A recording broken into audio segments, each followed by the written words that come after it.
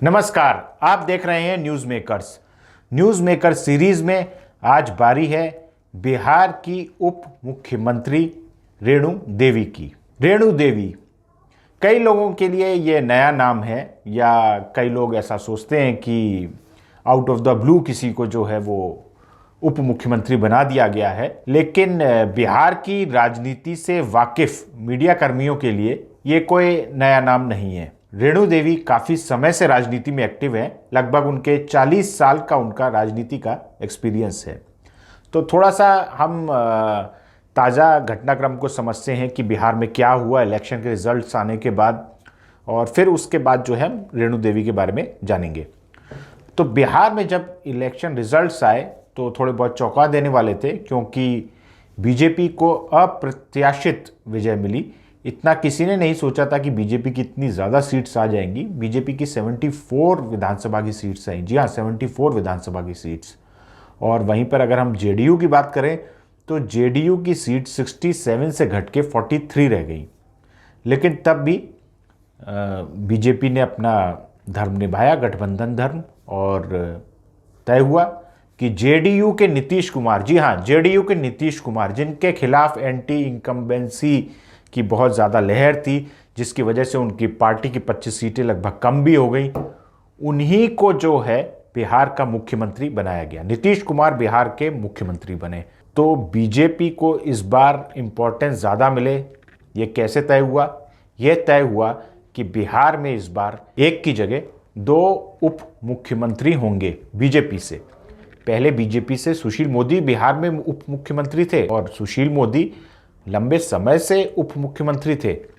लेकिन इस बार तय हुआ कि 2 लोगों को उप मुख्यमंत्री बनाया जाएगा, और ये 2 लोग हैं रेणु देवी और तारकिशोर प्रसाद। तारकिशोर प्रसाद और रेणु देवी, इन दोनों के बारे में माना जाता है कि इन दोनों के नीतीश कुमार से अच्छे संबंध हैं। वैसे नीतीश कुमार से बहुत अच्छे संबंध सुशील मोदी के भी थे। नीतीश कुमार ने कहा है कि मैं सुशील कुमार मोदी को मिस करूंगा। जब सुशील कुमार मोदी को डिप्टी सीएम नहीं बनाया गया, और उसके बाद जब कार्यभार नीतीश कुमार ने जब सीएम पद का अपना कार्यभार संभाला, तो उन्होंने बोला कि मैं मिस करूंगा सुशील मोदी को। तो सुशील मोदी नीतीश कुमार की पैरवी करने वाले नेता माने जाते थे विद इन द बीजेपी। ये थोड़ा हम इंटरनल पार्टी पॉलिटिक्स समझ रहे हैं। तो सुशील कुमार मोदी को समझा जाता था कि वो हर मुद्दे पर नीतीश कुमार की पैरवी करते हैं, और सुशील कुमार मोदी ने 2012 में नीतीश कुमार को पीएम मटेरियल तक बता दिया था। जी हाँ, 2012 ये वही समय है जब बीजेपी के अंदर होड़ लगी थी 2014 के चुनाव के लिए, लोकसभा चुनाव के लिए, कि कौन बनेगा बीजेपी की तरफ से पीएम पद का उम्मीदवार, जिस रेस में तत्कालीन बीजेपी के लगभग सभी बड़े चेहरे और बड़े नेता शामिल थे। तो उसके अलग जो सुशील मोदी ने एक लाइन ये बोली कि नीतीश कुमार भी पीएम बन सकते हैं। और नरेंद्र मोदी का नाम जब सुझाया गया पीएम के लिए, और नरेंद्र मोदी का नाम जब सामने आया पीएम बनने की ओर, उस समय नीतीश कुमार ने एनडीए से अलग हो गए थे। तो नीतीश कुमार के करीबी माने जाते हैं सुशील कुमार मोदी, और इसीलिए शायद सुशील कुमार मोदी इस बार साइडलाइन हो गए। हालांकि कहा जा रहा है कि पार्टी में उनका इम्पोर्टेंट रोल बना रहेगा, लेकिन डिप्टी सीएम के बराबर तो उन्हें पद अब बिहार में मिलना मुश्किल है, क्योंकि ऐसा कोई पद है ही नहीं बिहार में। तो अब जो बीजेपी ने 2 डिप्टी सीएम बनाए हैं, ये एक बहुत बड़ी रणनीति के तहत किया गया है। दरअसल बीजेपी ये चाहती है कि जब तक अगले 5 साल बाद, जब तक अगले विधानसभा चुनाव की बारी आए 2025 में, तब तक बीजेपी पूरी तरीके से राज्य में अपनी पकड़ बना चुकी हो, और उसे किसी सहयोगी की ज़रूरत ना पड़े, और अगली बार सीएम जो है वो बीजेपी का हो, और एक पूर्ण बहुमत वाली बीजेपी की सरकार बने। रेणु देवी, जी हाँ, रेणु देवी नोनिया जाति से हैं। नोनिया समुदाय के बारे में माना जाता है कि नोनिया समुदाय के लोग नीतीश कुमार को वोट करते हैं, और नोनिया समाज में नीतीश कुमार जो है वो काफ़ी पॉपुलर हैं। तो शायद नीतीश के इसी वोट बैंक में सेंध लगाने के लिए, जी हाँ, नोनिया समुदाय के वोट बैंक में सेंध लगाने के लिए, फ्यूचर में सेंध लगाने के लिए बीजेपी ने रेणु देवी को बिहार का उप मुख्यमंत्री बनाया है। वहीं अगर हम तारकिशोर प्रसाद की भी बात करें तो तारकिशोर प्रसाद के बारे में भी यही माना जाता है कि वो बीजेपी का वोट बैंक बिहार में मजबूत करेंगे और तारकिशोर प्रसाद को डिप्टी सीएम बनाए जाने से, रेणुका देवी को डिप्टी सीएम बनाए जाने से आरएसएस के दो बड़े चेहरे बिहार में मुख्य राजनीति में सबके सामने हैं। जी हाँ, ये दोनों के दोनों चेहरे ये आरएसएस के लोग हैं और आरएसएस के विश्वास पात्र लोग हैं और आरएसएस का बिहार में अब दबदबा और बढ़ जाएगा। थोड़ा सा जानते हैं अब रेणु देवी के बारे में। रेणु देवी 62 साल की हैं और ऐसा कहा जाता है कि बहुत ही कम उम्र में उनकी शादी हो गई थी, उनका बाल विवाह हो गया था और 7 साल तक वो मैरिड भी रहीं। उसके बाद उनके पति जो कि कोलकाता में इंजीनियर थे, उनकी मृत्यु हो गई। तो 70 का दशक जो है वो रेणु देवी को बहुत ज़्यादा संघर्ष करना पड़ा। उनके 2 छोटे बच्चे थे, वो अपने दोनों छोटे बच्चों को लेकर के वापस बेतिया आ गई। उसके बाद उन्होंने 1977 में अपनी स्कूलिंग पूरी करी। फिर उसके बाद जो है उन्होंने मुजफ्फर यूनिवर्सिटी से बीए की पढ़ाई करी। एक्सट्रीमली बैकवर्ड क्लास से बिलोंग करती हैं, लेकिन वो काफ़ी इंटेलिजेंट है। 1981 में, जी हाँ 1981 में एक तरीके से सामाजिक जीवन में आ गई थी कि माँ जो हैं वो आरएसएस में थी, उनका काफ़ी असर था उसको, उनके बारे में वो बचपन से जानती रही थी। 1981 में दुर्गा शक्ति वाहिनी ज्वाइन करी, ये 1981 में उन्होंने ज्वाइन करी। उसके बाद वो 1988 में बीजेपी के महिला विंग को उन्होंने जो है वो ज्वाइन कर लिया और वो लगातार राजनीति में सक्रिय रही। फिर उसके बाद जो है 1993 और 1996, जी हाँ 1993 और 1996, ये 2 साल बहुत ज़्यादा अहम है क्योंकि वो पूरे बिहार प्रदेश की बीजेपी महिला मोर्चा की हेड बनी। इन 2 साल अहम जो बीजेपी ने जो मूवमेंट्स किए जिनमें उन्होंने पार्टिसिपेट किया, तो राम जन्मभूमि मूवमेंट में भी वो शामिल थी।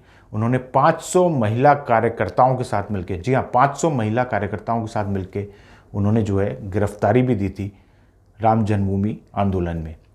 1992 की तिरंगा यात्रा किसे याद नहीं है, जो बीजेपी ने ऑर्गेनाइज करी थी जम्मू और कश्मीर में। इसमें भी रेणु देवी ने पार्टिसिपेट किया था। रेणु देवी इसमें J&K गई थी, तो बढ़ चढ़ के वो पार्टी के चीज़ में हर फंक्शन में जो है वो हिस्सा लेती रहीं। और इसके बाद पार्टी ने उनको विधानसभा का टिकट दिया। साल 2000 में वो विधानसभा सक्सेसफुली जीती।